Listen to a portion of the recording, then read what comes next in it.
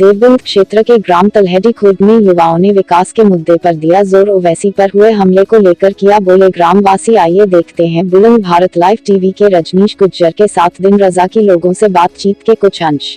तो ये आपका नाम? मेरा नाम रवि कुमार है। क्या करते हैं आप? मैं सुहेलदेव भारतीय समाज पार्टी का जिला प्रभारी हूँ।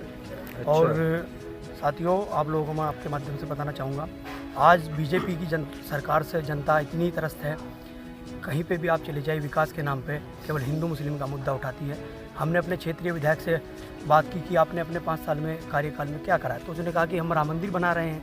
हमने कहा कि मंदिर तो हम लोग चंदा इकट्ठा करके बना सकते हैं। गांव वालों में इतनी क्षमता होती है कि मैं लोग चंदा इकट्ठा। तो आपके गांव में मंदिर नहीं है? मंदिर है, 3 मंदिर है हमारे गाँव में।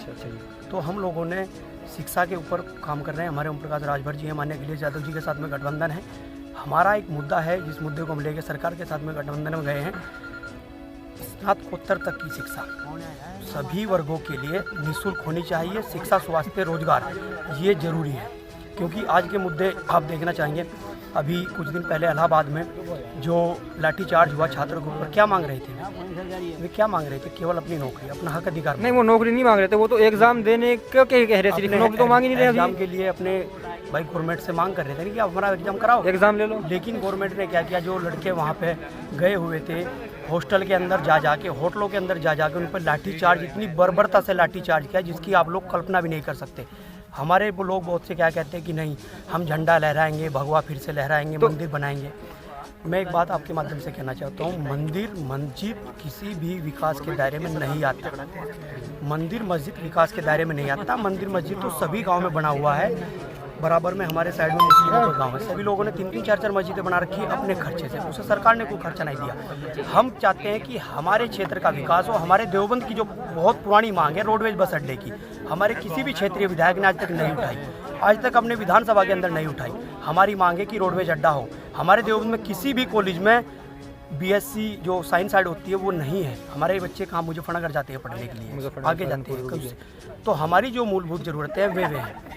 ये हिंदू मुसलमान का मुद्दा, जात पात का मुद्दा इससे ऊपर है। तो यानी कि जनता ने वो मुद्दे ठुकरा दिए, जनता विकास की बात करने पर आ गई। जनता इस बार विकास की ओर अग्रसर है। और माननीय अखिलेश यादव जी ने अपने घोषणा पत्र में कहा है कि हम महिलाओं को 1500 रुपये प्रति माह देंगे और 300 यूनिट तक बिजली फ्री देंगे। तो क्या दे पाएंगे?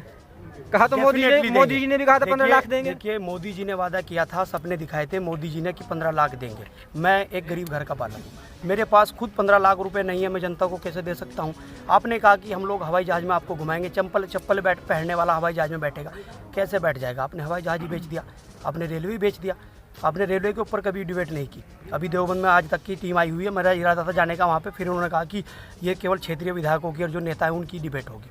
हमने कहा भाई एक बात तो बताइए, आपने भारतीय रेलवे बेचा, आपने सभी डिपार्टमेंट प्राइवेट कर दिए।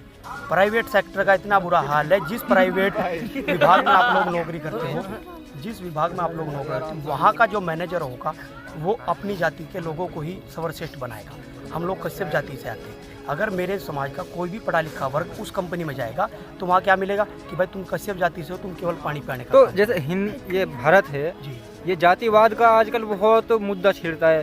तो ये जातिवाद का मुद्दा खत्म होगा या चलता ही रहेगा? जैसे कि अमित शाह ने भी अभी कहा, आपने सुना होगा उनके भाषण में, वो भी जातिवाद को लेके बात करते हैं और दूसरे लोग भी जातिवाद को लेके बात करते हैं। तो ये जातिवाद बड़ा मुद्दा है या विकास बड़ा मुद्दा है? देखिए, हमारा जो मुद्दा है, हम लोगों का जो एजेंडा है, जातिवाद इस देश से समाप्त होना चाहिए। ये जो मैं कश्यप हूँ, मैं राजपूत हूँ, मैं ठाकुर या कोई भी अन्य, एक ही आइडेंटिटी होनी चाहिए ना भाई, मैं इंडियन हूँ। मैं इंडियन हूँ। संविधान कहता है कि हम लोग भारतीय हैं।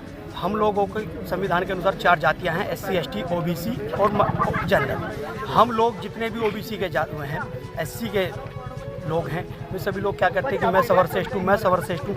लेकिन जो हम लोगों का सर्वश्रेष्ठ मुद्दा होना चाहिए वो शिक्षा, चिकित्सा और रोजगार का होना चाहिए। हमारे लोग क्या है कि आज देखना, आप अभी क्षेत्र में जाएंगे, वहाँ आप लोगों को सुनने को मिलेगा कि हमारा क्षेत्रीय विधायक कट्टर हिंदू है। अरे भाई, इससे पहले विधायक भी तो हिंदू थे। माननीय अखिलेश यादव जी की जो छवि बना रखी है कि अखिलेश यादव तो मुस्लिमों को सपोर्ट करता है। अखिलेश यादव जी OBC समाज से आते हैं। मैं माननीय अखिलेश मोदी जी को बताना चाहूँगा, वे OBC वर्ग से आते हैं। लेकिन अभी तो अखिलेश जी पे भी आरोप लग रहे हैं कि वो मुसलमानों को नजरअंदाज कर रहे, टिकट नहीं दे रहे। जैसे हमारी सीट का प्रकरण है, कभी टिकट महावीर अली के पाले में था, कभी कार्तिक राणा के पाले में था, तो वो तो उन पर भी आरोप लगता है। देखिए, मैं बताना चाहूँगा आपको, हमारी देवबंद सीट का जो सीटों का समीकरण था वो बहुत ही सोच समझ के ठाकुर कार्तिकेय राणा को टिकट हुआ है।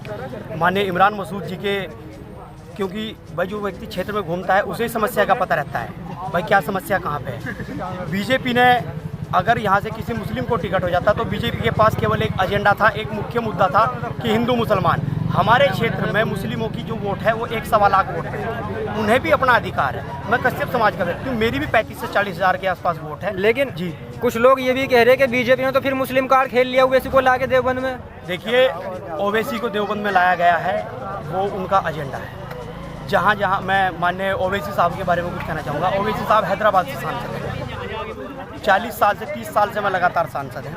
कभी देवबंद में जनपद सहारनपुर में आज तक नहीं आए थे।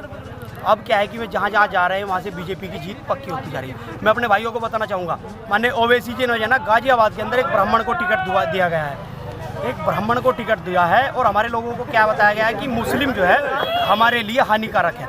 अरे भाई, अगर मुस्लिम हमारे लिए हानिकारक है तो आपने ब्राह्मण को टिकट क्यों दिया? गाजियाबाद में आप ब्राह्मण की वर्करी में आते हो, हमारे लोगों को बताते हो कि मुस्लिम दुश्मन है, मुस्लिम गद्दार है। देखो, गद्दार आदमी की अपना मान सकता है, अपना ज़मीर है।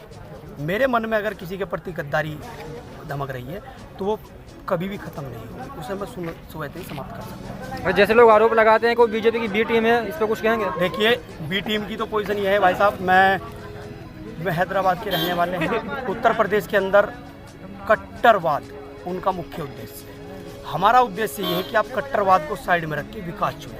बीजेपी कहती है कि कट्टर हिंदू बनो, लेकिन कट्टरवाद भी तो दोनों साइड है ना। अभी आपको पता होगा 4 दिन पहले उन पर गोली चलाई गई। जी जी जी। जिसने गोली चलाई उसने कहा कि मैं उनके जो भाषण है उसका हाथ था इसलिए मैंने गोली चलाई। तो कट्टरवाद तो दोनों तरफ है, उसको कैसे खत्म करा जाए? वो भी एक तरह से पूरी सोची समझी साजिश है। गोली कोई वैसे नहीं चलाता। मैं हैदराबाद से सहारनपुर तक आए, गाजियाबाद तक आए, कभी गोली नहीं चली। गोली पहली बार ऐसा हुआ है? गोली अभी क्यों चली? ये हमारे सामने केवल और केवल आज की जो गोदी मीडिया है वो एक एजेंडा चलाती है कि ये ऐसे करना, ऐसे करना। अभी आप पीछे न्यूज़ पे देखते होंगे, मंदिर मस्जिद को जो साइड में वो आती है वॉलपेपर, वो मंदिर मस्जिद की आती है। भाई एक बात तो बताइए, आप लोग मंदिर मस्जिद क्यों दिखा रहे हो? आप हमारे देश के अंदर विकास दिखाइए।